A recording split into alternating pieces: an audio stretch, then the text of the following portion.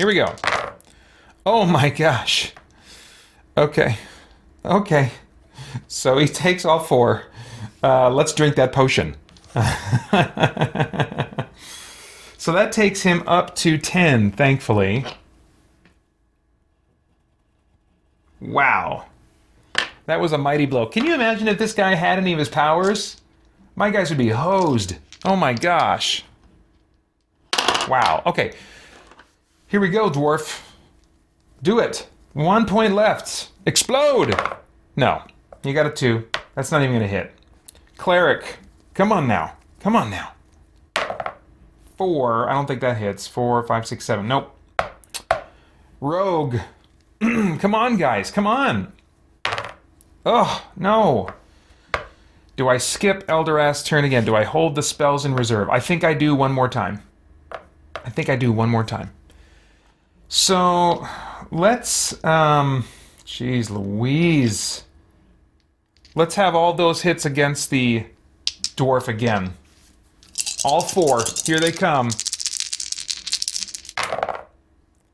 Wait, am I doing this wrong? Do I have to try and split up those attacks as much as possible? I think I do. Okay, I didn't see the result there, so I'm going to re-roll. I think I'm supposed to. I don't think I can be that choosy. Yeah, I'm doing that wrong. Okay, so my bad. Let's you know what? Let's be fair then by putting all these attacks against the cleric. Here we go, cleric. Oh boy. Okay, so he blocks 1 and he just takes the other 3. Ouch. So he's gonna have to use that last healing potion. And that'll bring him back up to 8, but he has no more healing potions, no more healing spells. This is it. This is it. All right, guys. If the first 2 attacks don't take him out, then Eldoras needs to start just going nuts with spells at this point. Or somebody's going to die right here and now. Here we go, Dwarf. Come on now. Oh, critical fail. Cleric, come on! Come on! I got a 5. Is that going to do anything? 5, 6, 7, 8. Not quite. Not quite. Dang it. Alright, Rogue. Come on. Ugh. Yeah, you gotta... That's not going to do it. Alright, Eldorast, it's time. Let's look at the... Let's look at the Fireball spell first. Actually, do we want to do Sleep? Yeah, because I could run into undead stuff on the way out. This guy is not undead, so Sleep is a viable option for him. Let's try to use Sleep, and we'll burn that scroll. All I got to do is roll his level or higher, and he's dead. So, come on now.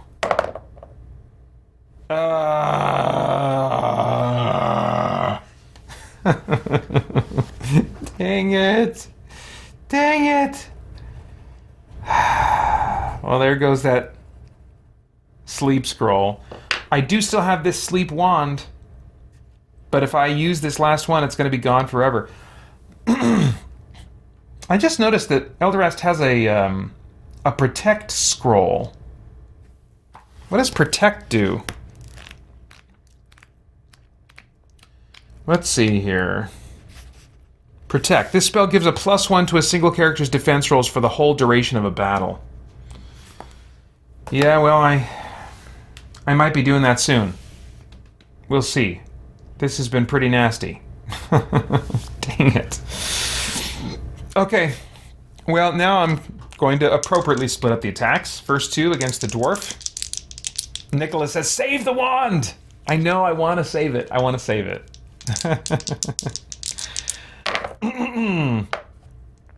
Okay, so 4, 5, 6, 7. No, he takes both. So that takes him down to 8 hit points.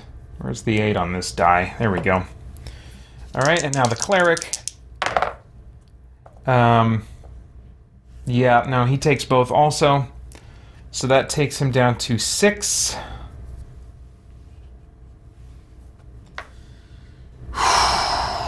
Boy.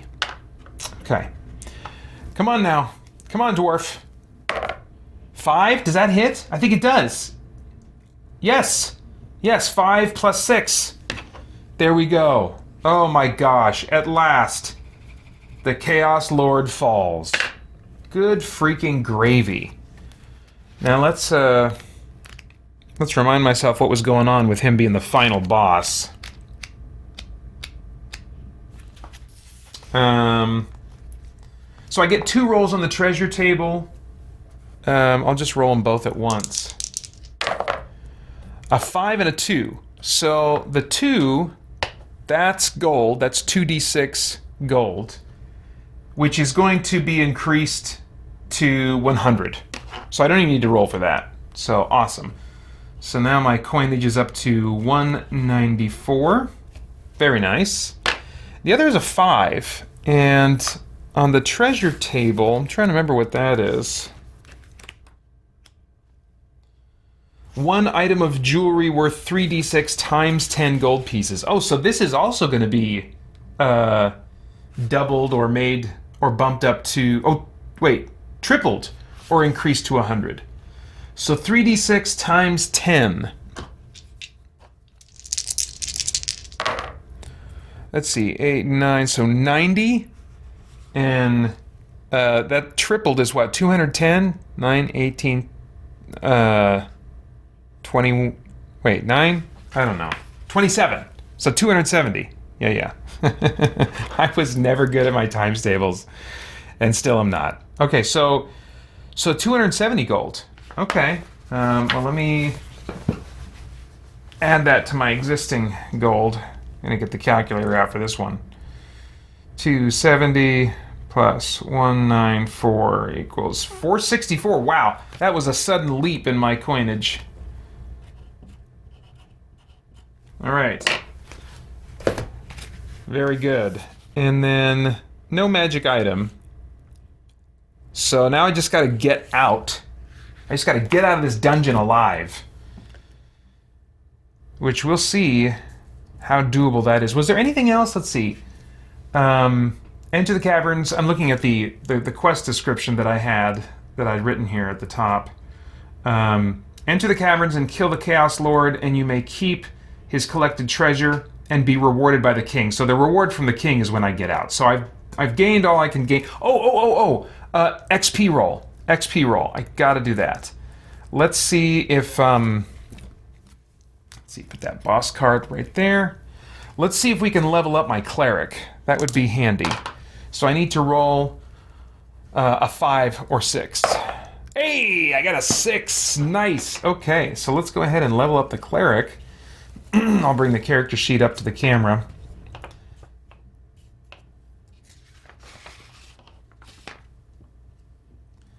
Which you probably still won't be able to see very well. So that's going to bring him up to level 5. And I believe, yeah, he rolls... Actually, let me double check that. I could be wrong about that. Does he just get a static plus something to his defense? I don't think he rolls his level for defense. Adds half his level rounded down to his attack rolls, his full level, and attacks against undead creatures. No, he doesn't get any particular bonus. So why does he have 4 defense and I only have my dwarf? Let's see, he's got a shield that's plus... Oh, he's got this enchanted heavy armor that's 3 defense. Okay, I guess I chose to give that to him at some point instead of the dwarf. I'm not sure why. I'll probably... I don't know if that was treasure or if I had it enchanted at the Mages Guild.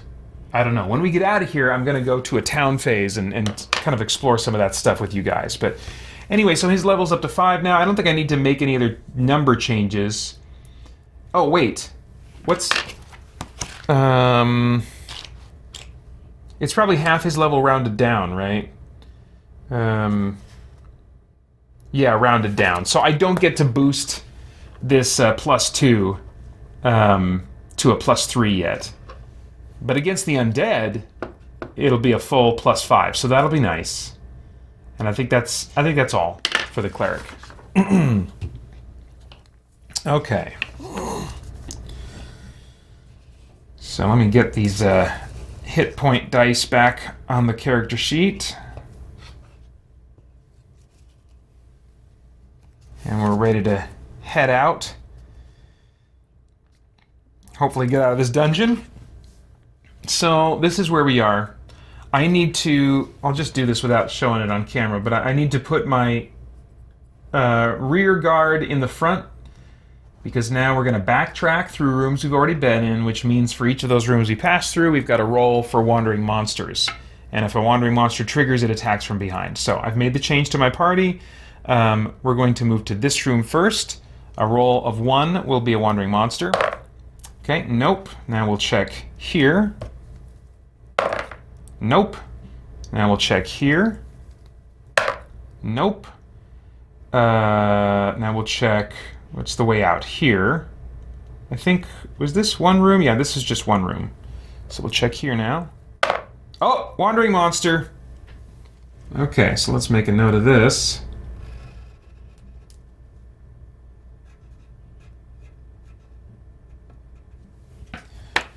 Let's roll for the wandering monster. It's a 5. I'm pretty sure that's a weird monster. Let's double check. Yep, rolling on the weird monster table. Or in my case, the deck. Okay, so 1, 2, 3, 4, 5, 6. Okay. Weird indeed. Hey, Winston Crutchfield, thanks for jumping in the chat. He says, wandering monsters just roaming around. That's right. All right, they're just kind of like, what's going on around here? This is kind of a cool dungeon. What are you doing? Oh, I'm just kind of looking around. What the crap? Those are heroes. Let's get them.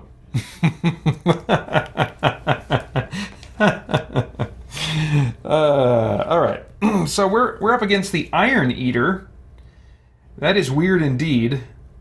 I tried to pick as many strange monsters in all the different categories, since this is supposed to be a cave, a cavern, where things are being chaotically altered by other dimensional magic to serve the cult of Ziktul.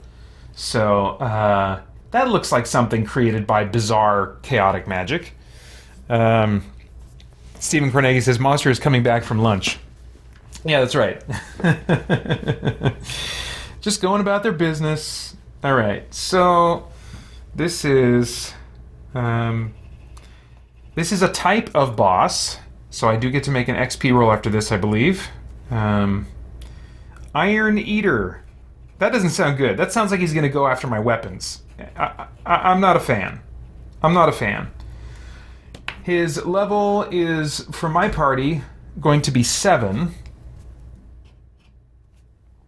He's got a static 4 life.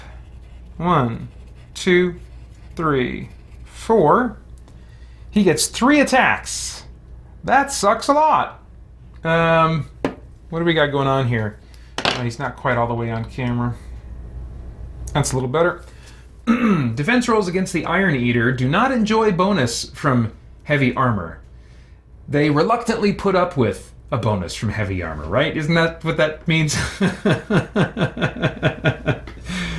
All right. So 2 of my guys, I think, have heavy armor. Dang it, one of them's even enchanted heavy armor. Without those, I'm in big trouble. If the monster hits, the hero takes no damage but loses armor, shield, main weapon, or 3d6 gold pieces in this order. This is horrible news. Oh my gosh. No! Let's see. I can't test reactions. In fact, I put these guys on the wrong side here, because this is a surprise attack. So he's attacking from behind. Gosh, if the monster hits, the hero takes no damage but loses armor, shield, main... And it doesn't say... I mean, sometimes when there's stuff like this going on, it'll specify that, like, magic... You know, magic weapons aren't included in this. But it sounds like it would even eat my enchanted armor, my enchanted heavy armor. This is horrible. Do I try to run? I've never tried to run before. I've always I've always tried to fight because of the benefits. Winston says, back from lunch, time for dessert. Tasty, tasty armor. Oh, no. Oh, good gravy. Yeah, let me look up the rules for running to see how hard it is. How do I flee? Is that going to be... Where's that going to be? Under running or fleeing? This crazy rule book. Let's see here. Rogues disarming. These things are not helpful. When does combat end? You'd think it would maybe be around there. Running away from combat. Okay. It actually isn't too far from that. Sometimes your party will be so beat up that you might want to run away from an overwhelming opposition. There are two options, withdrawal and fight. Can I withdraw? I think I need doors for that. Only if I withdraw further into the dungeon. Your party slowly retreats to any room at its back, slamming the door shut. So I can't actually do that because the southern exit from this corridor is just an open hallway, an open doorway. Flight, the party runs away. As they do so, each monster will attack once. Did we figure out how many of these things there were? Oh no, it's a weird monster. Okay. And it gets 3 attacks. So it's going to be able to, I think, make all 3 of those attacks. Each character must make a defense roll. The bonus from shields does not apply in this case. If there are enough monsters to attack all characters, every character receives 1 attack. If there are fewer monsters than fleeing characters, the attacks will be directed first against the character or characters who have lost more life points. Okay. Then against characters who are hated by the monsters. That doesn't apply in this situation. If none of the above apply, you can randomize the attacks. If a character is killed while running away, blah, blah, blah, blah, blah. So, do I want to run away? He's going to attack anyway, right? He's going to get 1 round of attack because he's going to get to attack anyway and probably try to take out my armor. 4 life, though. I just don't want to hang around fighting this guy. Good grief. I think I want to try and run. It doesn't look like there's like a chance of failing to run. It's just a matter of how much you get beat up on the way out. But he's going to attack anyway, so I'm thinking run. Now, does he attack? This is interesting. If there are fewer monsters than fleeing characters, the attacks will be first directed against the characters who have lost more life points. Lost more. Not necessarily are at the lowest. So the Dwarf has lost 2, the Cleric has lost 2, the Rogue has lost none, and the Wizard has lost 1. So it's going to be my choice between the Dwarf and the Cleric. And he's going to have to... But he's going to have to divide up his attacks, so I could have 2 of them against the Dwarf, 1 against the Cleric. So basically... Yeah, all things being equal, I just need to run. I just need to run. So that's how we're playing this. Here we go, Dwarf. No defense from heavy armor. So that means I only get a +1 to my defense roll. If the monster hits, the hero takes no damage but loses armor, shield, main weapon, or 3d6 gold pieces. And he's a level what now? He's a level 7. I have to get exploding 6s. Dang it. Okay.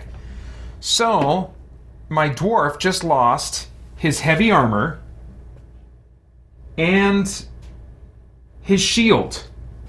Oh my gosh. This is terrible.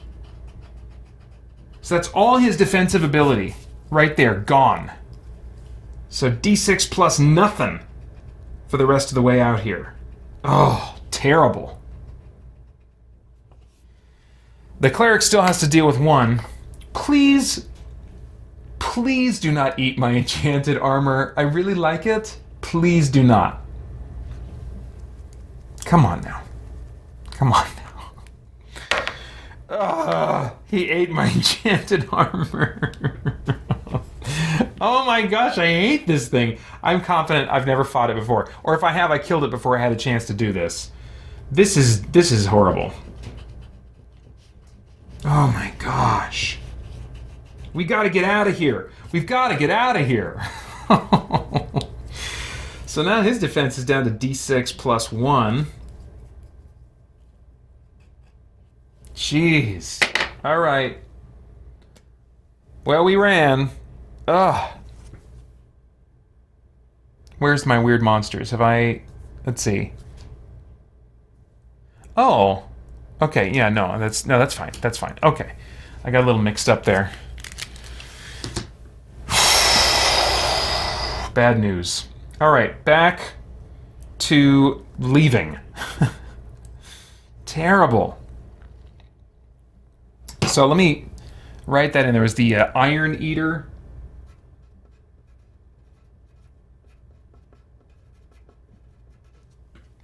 Okay, so we encountered him right here.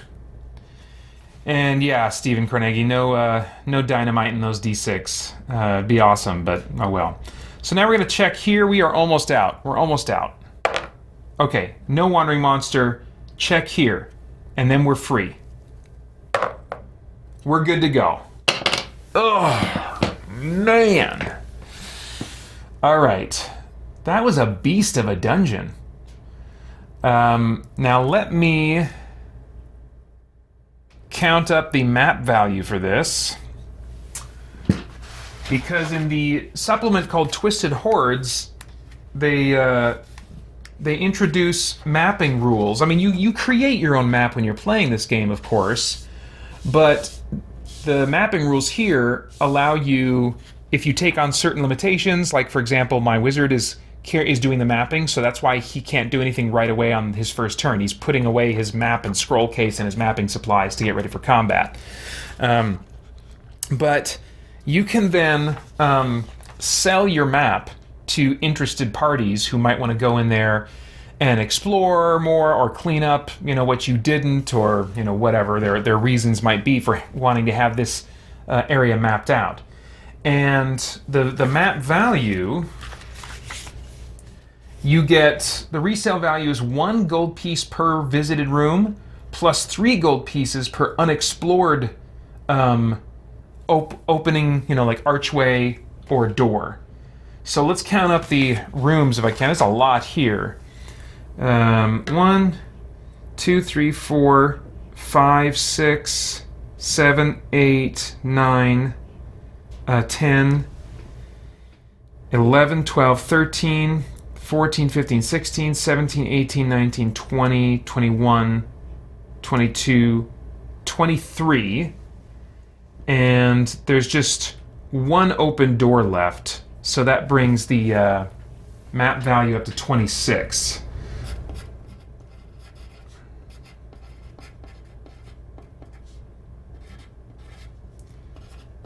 And then I mark it as sold, which means that I cannot return to this dungeon. And most times I'm not going to want to, but I need to make that note in my campaign.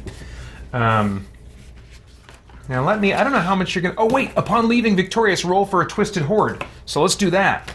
And we do that, so I'm being rewarded by the king for taking out this guy who's creating all these nasty things in the depths of this cavern. That's a D100 roll. And 86. Man, I almost got 86 on the way out. Ooh, this sounds cool. Amulet against witches. The character wearing this amulet gets +1 to all saves versus spell-like attacks and curses performed by hags and witches, in particular. And +1 to defense rolls versus attacks performed by witches, their familiars, or demons/monsters summoned by witches. So not just any demons. Okay. That's pretty cool. I'm going to give that... I mean, definitely not overpowered. There's nothing that I've found so far in this Twisted Horde supplement that is, like, super overpowered or whatever.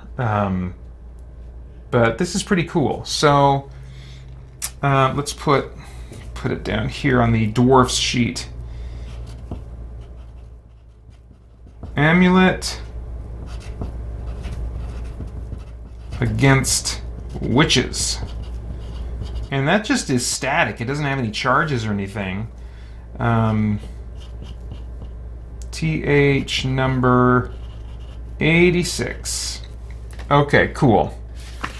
So we got that. Now we need to head back to town and do some healing. Nicholas asks, if the Iron Eater eats your armor, can you kill it and retrieve said armor? I don't think so. I think it gets, like, digested. I'm assuming it's, like, destroyed at that point. And Stephen Cornegi says, Cornegay. Sorry, I had a neighbor named Steve Cornegus, and so I'm stumbling on your last name a bit. But Stephen says, there's the door. Wait, where's my armor? All right. Okay, let me go to the... You're not going to be able to see this very well. This is my big old folder here. I mean, trying to show you any of this is going to result in you seeing none of it because it's so big to try and get all this. But these are like my campaign notes. I can't prop this up any further, not that that would necessarily help. But you can at least kind of track with me as I'm doing a little bit of bookkeeping and stuff here. Let's see, we need to add that 26 gold to my 464 coin that I'm taking out.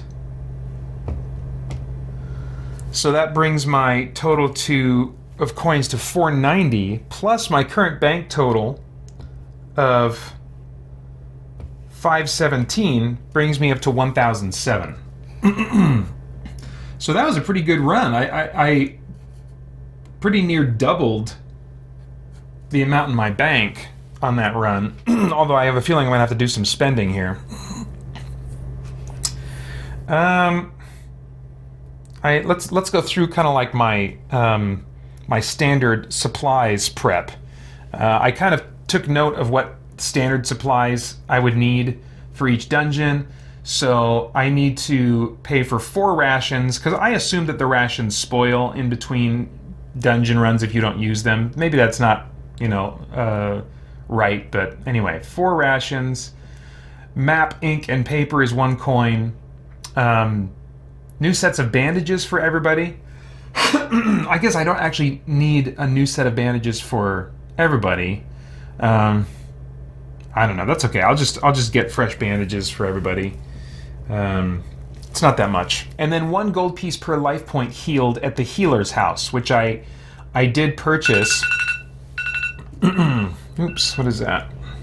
Oh, that's just to remind me to reset my recording. Sorry, so I did purchase a healing house for my guild, and so it's a 1 life point. Oh, and bandages cost 4 gold pieces, so maybe I will just pay for the 1 bandage. So that's going to be 4, 8, 9 to start with, and then to heal up my guys, 10, 11, 12, 13, 14.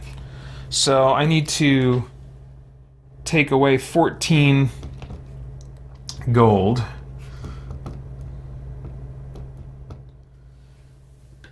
So that brings me to 993 in the bank. But now my guys are excuse me, my guys are healed. I should, before I forget, well, let's actually bring the character sheet up here. I need to figure out kind of what spells I want to bring in with me to the next run. I actually don't have to do this until I figure out what the next run is going to look like. But I'll just do it now, because I don't think knowing the theme of the dungeon, which is the most I think that I would know, is going to really change my loadout very much. So I can have 7 spells on hand, charged and ready to go, with an additional 1 fireball spell. So I think I'm feeling pretty good about how I had my spells selected this time. But that, you know, gosh, that sleep spell was pretty handy. I mean, I didn't run into a ton of undead. It's not any good against undead, but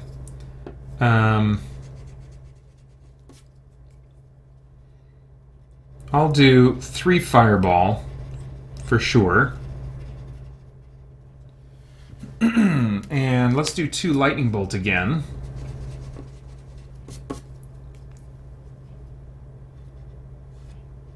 Oops.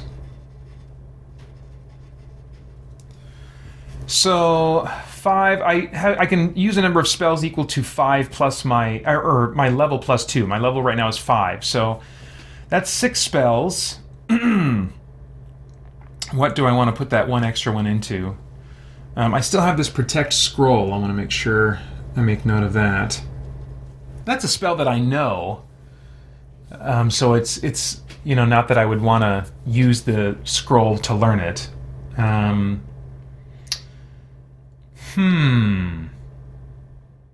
Let's I'm thinking sleep. Because lightning bolt is really best used against bosses. So it's really only for that. But I'm not fighting mostly bosses, and sleep, as I refreshed my memory on it this run, can be used against bosses. So I think I would rather have the extra sleep spell. And then I need to go and recharge my fireball staff. Wait, that doesn't look like it's been filled in. Let me just make this a little bit more pronounced. I don't think I used any charges for my fireball staff. But let's go take care of these sleep wand charges. To do that, I need to go to the Mages Guild, I believe. Winston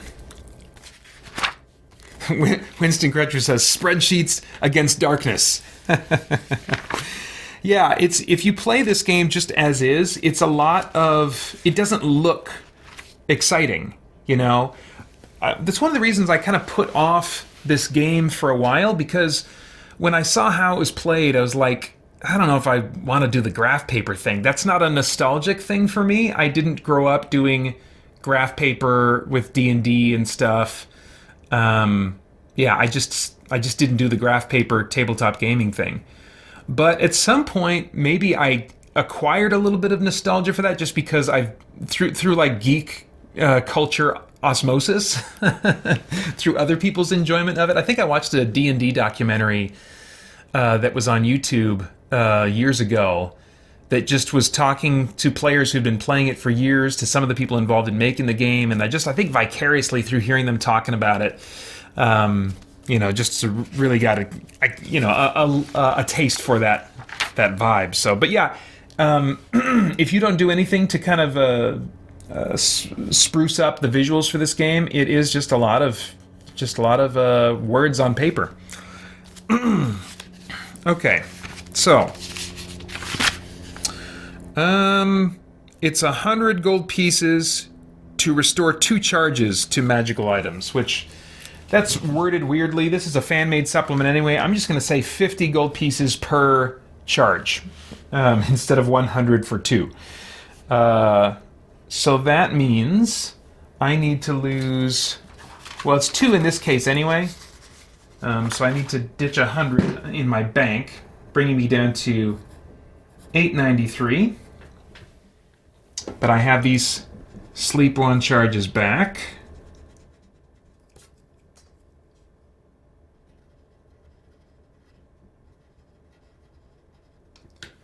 Oh boy. I think I'm going to have to start breaking into my vault a little bit and selling some stuff. Here's the record of what I have in my vault. And I got to replace the armor. I got to replace an armor and a shield. Do I have any shields in here?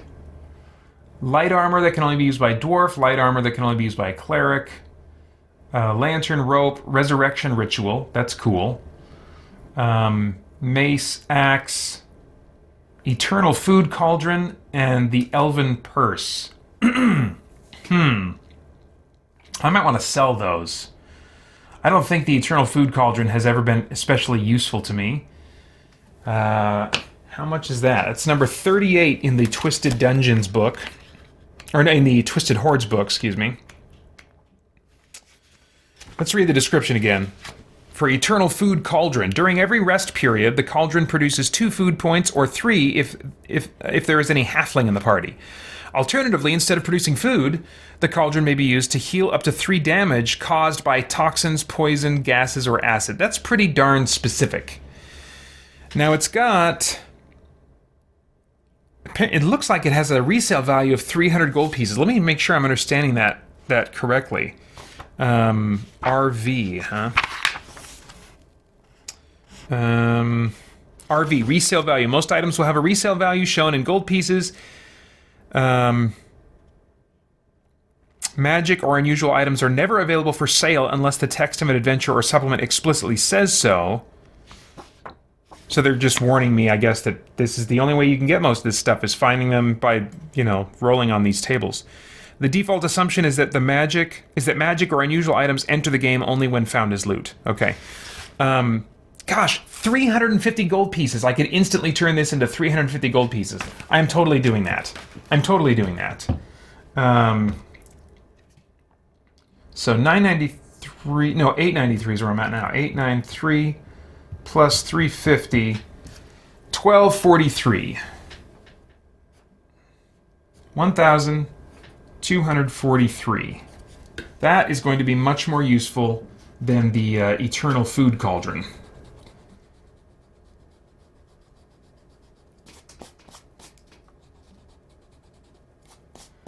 I'm going to keep these other armor bits for now, just in case I need to start out with a new character that doesn't get to start out with that kind of armor. Unless that is their starting armor, I can't remember.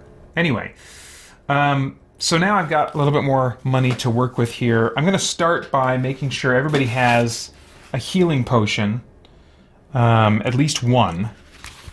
The dwarf already has one, and nobody else has any. So let's see what the cost of those is. I think it might be 100.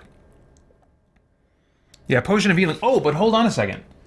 I think at the healer's house... Oh, no. That alchemist that I found in that first room of the dungeon, he was selling them for 50 a pop. But no, that's not what I can get them for in town. It was a smoking deal. I should have bought some on the way out, maybe. Anyway, okay, so 100 per. I'll just start by getting 300. By spending 300 to get 3, and then each of my guys will have 1. So that brings me in the bank down to 943 again. I got to deal with this armor situation, though. Good grief.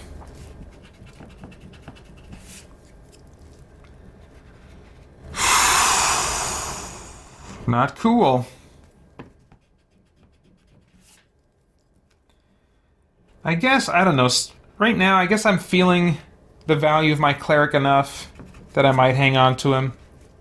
I don't know. I'll have to spend some time just really digging through the rules and seeing what other character classes are available that will be more like what I want. In terms of either a straight-up fighter or something akin to the Monster Hunter class I've been fantasizing about for this game.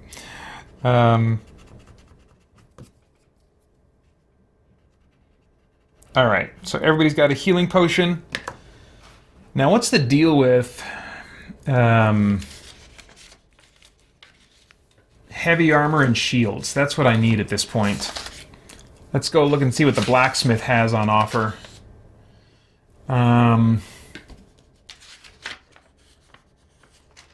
Oh, here we go. Blacksmith table. So this is definitely not easy to see.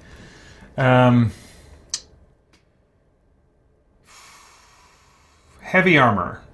It's 100 gold pieces for each. So that's going to be 200. Oh, a shield is like nothing. A shield is nothing. Does it actually still give you +1 to your defense? I think it does. Let me look at the rules here.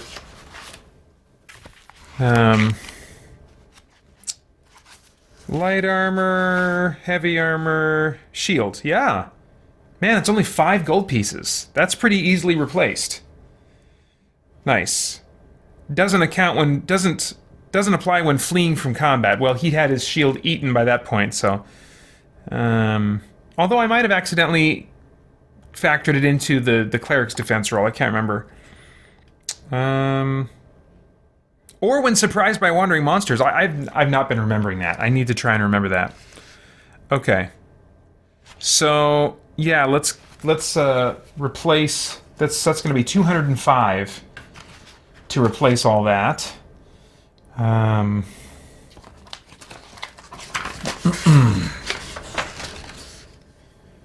So let's see here. So I'm left with 738 in the bank. See, it's already creeping back down to close to that 500 something that it started at when I came out of the dungeon. So that gives me my heavy armor back.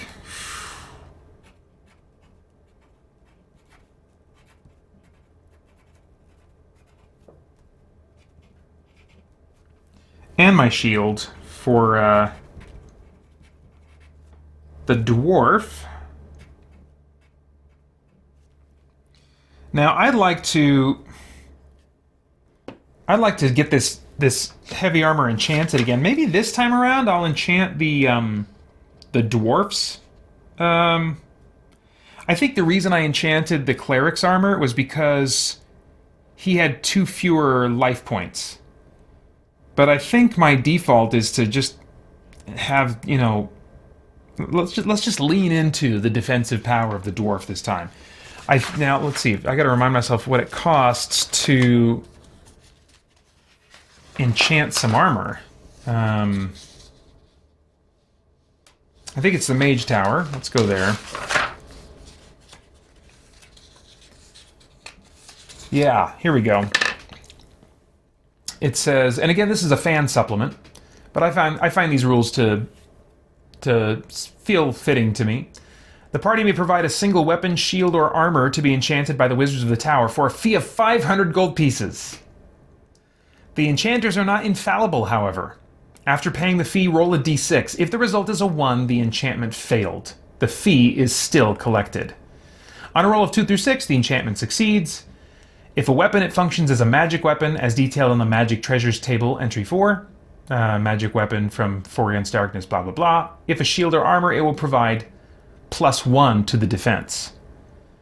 Okay. So, yeah, I think I want to do that. But you know what? With that Iron Eater, he goes after my heavy armor first. So, maybe it makes more sense to me... Well, I was going to say maybe it would make more sense to enchant a shield, but now with these rules reminding me, hey, when you're surprised, you can't factor in the shield. So that would be, that'll feel a lot extra like something I'm missing if I remember that rule, which I do want to try and remember. No, let's go ahead and, because I think I'm more likely to run into wandering monsters by far than to run into another Iron Eater. So we will stick with... I will submit the Dwarfs. Do I want to do the Dwarf? Yeah. Yeah, the Dwarf's heavy armor. And I'll pay the fee of 500. Ouch. So, down to 238 in the bank. Please not a 1 on this roll, okay? Please not a 1. Oh, it's a 2, okay.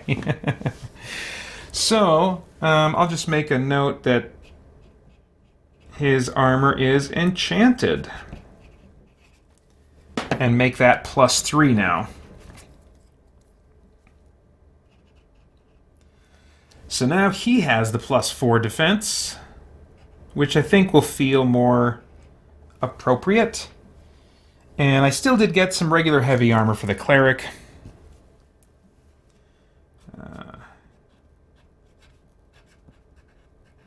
Heavy armor. +2. Right? Yeah, +2. So that brings his defense up to +3. Which I think is alright. Now, do I want to sell some more? Maybe I could enchant both of their armors. Or do I want to try to level somebody up more? I don't know. I think we're probably good for now. You can pay, like, I don't know, 500 or 1,000 or something. I can't remember what it is to get an XP roll. Like, basically kind of paying for training. I'm not sure if I want to mess with that. Let's see here. I need to make sure... Let me reset my alarm here. Okay. Okay. Have we done all the upkeep that I want to do? Sorry if upkeep isn't your thing, but I thought at some point in this streaming series I should, give attention to upkeep. When I'm done with upkeep, you might be interested in what I'm going to do next, because I'm going to walk through my process for kind of generating a random dungeon along with a random story to go along with it. Let's see here. My things are recharged. Spells good to go. Oh, I gotta recharge my cleric spells. He gets 3 healing spells and 3 blessing spells. Oops, I almost gave him 4. Hey, why not?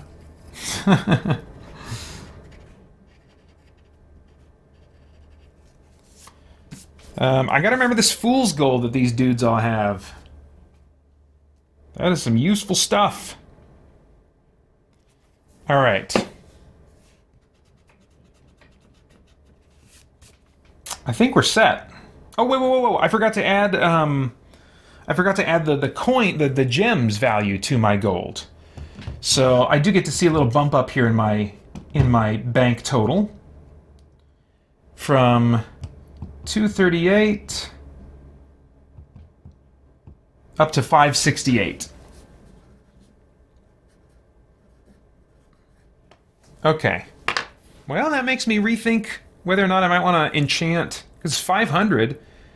I've resupplied everything else. You know what? I'm going to try. I'm going to try for... Oh, wait. No. I can only do that once between quests. So I have to wait until... because it takes some time for them to do that kind of enchanting and stuff. So I can't actually use that service twice. Man, I have no extra money built up to build on my guild, though. So that kind of sucks. Well, let's see. What can I build? What can I build here? This is, again, a supplement from a supplement called... fan-designed supplement called Campaign Plots by Pedro Correa, or Andre Poor. And they have this scenario for rebuilding a burned village, and lists kind of like prices for rebuilding things. But I thought, well, why don't we imagine that this is a guild, like a guild property. Like we got like an acre or something like that, or more, I don't know. And we're just building little huts and stuff as a guild headquarters. So mainly I'm using this for the money that's suggested for each of these things to cost. I've already got the healer's house, which allows heroes to regain health between adventures and to buy bandages. I think what I decided... Yeah, that's right. I modified this. It says, at the end of each adventure, you can spend gold rebuilding parts of your village. Each building allows you to gain access to certain abilities. And I added at a 10% discount. So if I invest heavily early on, then in the long term, I'm going to save money. I thought 10% was a very... that's pretty conservative and shouldn't give me too much of an advantage. But yet, there's one more thing I can do between adventures to have this sense of constantly building, constantly developing, So the healer's house, jeweler allows you to sell all gems and jewelry. Now I can already do that, but again, with my rule, this would be at a 10% discount. This would be really, if you're doing the burned village scenario, man, this would be really hard in between your first few quests, or maybe your first 5 quests when it's really hard. Maybe you can't recover hardly at all. I don't know how you survive doing this. But anyway, but yeah, so this would allow me to sell gems and jewelry at a further basically 10% bonus, in addition to the 20% bonus that I already get for having the Dwarf in my party. So that, if I'm feeling a little strapped for cash, that would be a good investment early on. Let's see. The armory, I mean, I could also, I don't know that I'm buying equipment enough between adventures that this would be worth it. I mean, these are both 250. This would be really valuable to maybe buy right now. So the inn allows you to hire replacement heroes. Have I purchased that already? If not, I need to do that. Oh wait, no, but I can do it again. I have to remember, this is at 10%, 10%. I can do all these things, but it's 10%. 10% discount or bonus or whatever. Oh, but I gotta build houses. For each house you rebuild, you can build another type of building. So, how many... Let me look at my guild properties. I have 2 houses, and so one of them is used for the healer's house. I purchased another one, so I can go ahead and make another... I can make another building. Nicholas says, I'm out. Y'all have a good day. Thanks, Nicholas. Thanks for coming by. I appreciate it. So let's see here.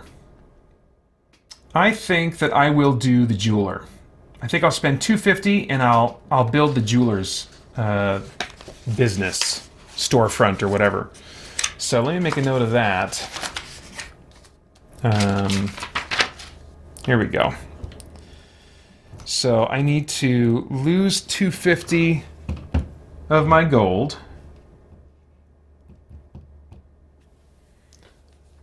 So that brings me to 318, and now I have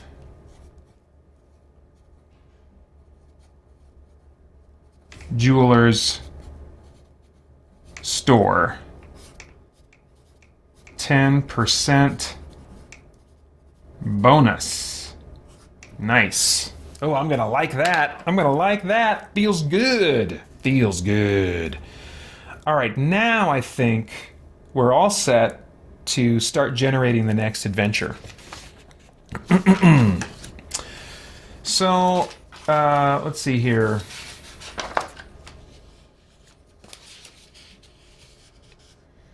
Oh, let me make sure that my guild roster is updated.